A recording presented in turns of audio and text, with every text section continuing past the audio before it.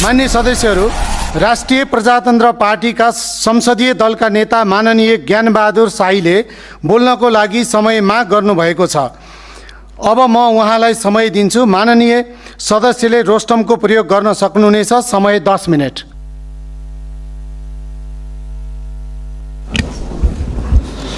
सम्माननीय सभामुख महोदय र माननीय सांसदज्यूहरू,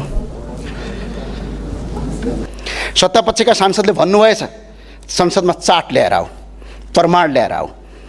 चार्ट र प्रमाण व्यक्तिले बोकेर ल्याउने चलन संसदमा छैन। यो संसदीय अभ्यासमा छैन।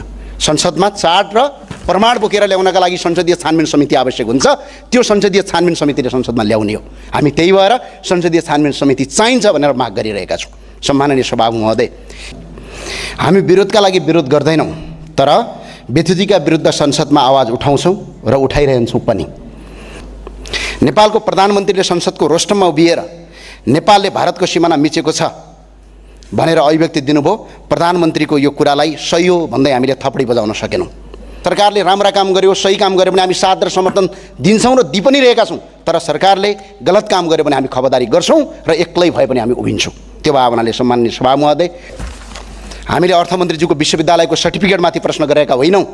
हामीले भन्सारका दर हेरफेर भयो कि भएन, बजेटको सूचना चुहावट भयो कि भएन, राज्यलाई राजस्व नोक्सानी पुर्याइयो कि पुर्याइएन भन्ने विषयमा प्रश्न उठाएका हौँ। सम्माननीय सभामुख महोदय, यदि केही पनि भएको थिएन भने विद्युतीय सवारी साधनमा 2 हप्तासम्म प्रधानमन्त्रीको कार्यालयले भन्सारबाट आएका गाडीहरू नियन्त्रणमा राख्न किन आवश्यक ठान्यो? यो प्रश्न सत्तापक्षका माननीय सांसदहरूलाई मलाई होइन सोध्ने, प्रधानमन्त्रीलाई सोध्न अपिल गर्न चाहन्छु। सत्तापक्षका सांसदहरूको अभिव्यक्ति मैले सुनेको छु। तपाईँ 5 सिटे, तपाईँ 1 सिटे, तपाईँ 2 सिटे भन्दै सार्वभौम संसदको अपमान गर्ने काम भइरहेको छ। याद रहोस्, यो संसदीय व्यवस्था हो। यो संसदीय व्यवस्था हो। यो संसदीय व्यवस्थामा एकजना सांसदको महत्त्व पनि त्यति नै हुन्छ। बाँकी जति 274 जना सांसद छन्। त्यो भावनाले संसद सङ्ख्याले चल्ने होइन, विधिले चल्ने हो। संसद नीतिले चल्ने हो। संसदको सङ्ख्या महत्त्वपूर्ण केवल सरकार बनाउन, सरकार टिकाइराख्न, सत्ताको गोटी बन्न मात्र काम लाग्छ। त्यो भएर सम्माननीय सभामुख, यो सार्वभौम संसदलाई अपमान गर्ने, पटक पटक इतिहास पल्टाएर हेर्नुहोस्। हाम्रो इतिहास के थियो एकछिन पल्टाएर हेरौँ त, छातीमा हात राखेर जम्मा 3 वर्ष अगाडिको इतिहास हेरौँ। कोही सडकमा कराइरहेका थियौँ, कसैले सडकमा कुटाइ खाइरहेका थियौँ, आक्रमण भोगिरहेका थियौँ, कसैले शरीरभरि साङ्लो बाँधेर माइतीघर मण्डलमा उभिरहेका थियौँ, कोही हिरासतमा हत्कडी लगाएर थुनिएका थियौँ। तर आज सत्ताको हुर्मत लिने केही मन्त्रीहरू हिजो त्यही सत्ता राज्य सत्ताको छत्रछायामा हुर्किँदै राष्ट्रघाती एमसी पास गराउन सघाउँदै हामीमाथि आक्रमण गर्न आक्रमणकारीको सहगोत्री थिए।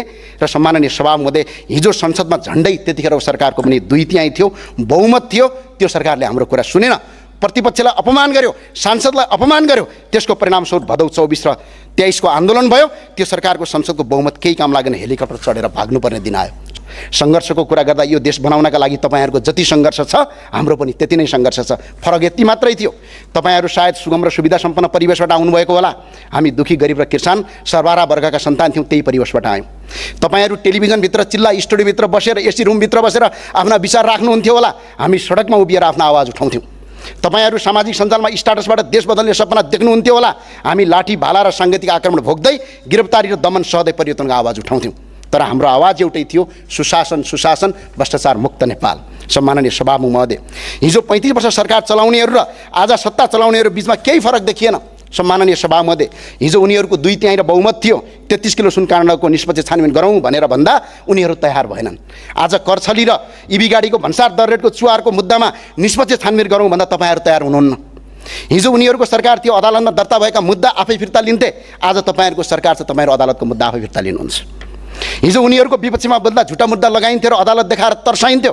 आज तपाईँहरूको विपक्षमा बोल्दा अनुसन्धान निकाय र विभिन्न राज्य संयन्त्रको नाम लिएर दबाब सिर्जना गरिन्छ। हिजो उनीहरूको मन्त्री खुलमखुला धम्की दिन्थे, आज तपाईँहरूका मन्त्री संसदको रोस्टममा बसेर धम्कीपूर्ण भाषण प्रयोग गरिरहेका छन्। हिजो उनीहरूका विरुद्धमा बोल्दा कार्यकर्ताले सडकमा आक्रमण गर्थे, आज तपाईँहरूका विरुद्ध बोल्दा तपाईँहरूका कार्यकर्ता सामाजिक सञ्जालमा सङ्गठित रूपमा चरित्र हत्या गर्छन्। फरक यति मात्र हो, आक्रमण हिजो सडकमा हुन्थ्यो, आज डिजिटल माध्यमबाट। हिजो आक्रमण भौतिक रूपमा हुन्थ्यो, आज मानसिक रूपमा। हिजो पनि राज्य शक्तिको प्रयोग गरेर असहमतिको आवाज उठाउनेलाई दबाउने प्रयास गरिन्थ्यो, आज पनि गरिँदैछ। हिजो पनि आलोचकलाई शत्रु ठानिन्थ्यो, आज आलोचनालाई विकास विरोधी ठानिन्छ। फरक के रह्यो तपाईँ र उनीहरू बिचमा? फरक यति मात्र छ कि चुनाव चिन्ह फरक छ, अनुहार फरक छ, तर व्यवहार उही छ, प्रवृत्ति उही छ, सत्ता जोगाउने शैली उही छ। जनताले अनुहारको परिवर्तन, शासन शैली र संस्कार परिवर्तन खोजेका हुन्। दुःखको कुरा अनुहार फेरिए पनि व्यवहार फेरिएको देखिएन। त्यसैले प्रश्न सत्ता परिवर्तनको होइन, प्रश्न शासनको चरित्र परिवर्तनको हो। अनुहार फेरिएर मात्र पुग्दैन, व्यवहार फेरिनुपर्छ। दल फेरिएर